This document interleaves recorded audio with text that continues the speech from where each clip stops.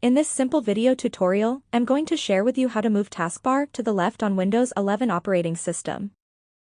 Moving the taskbar to the left on Windows 11 is important for users who prefer a more traditional and familiar interface, reminiscent of earlier Windows versions.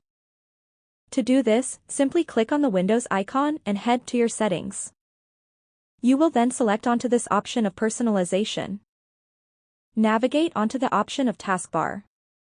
On this page, select on this last option of Taskbar behaviors. In the section of Taskbar alignment, make sure to select on left. Your taskbar will get to the left side of your computer screen. This improves accessibility for users who find the left-aligned layout more intuitive, making their workflow smoother and more efficient. That's how easy it is to change your taskbar to left on Windows 11. If you have any questions, just let me know in the comments section down below. Please don't forget to leave a like, share and subscribe for more video tutorials like this one.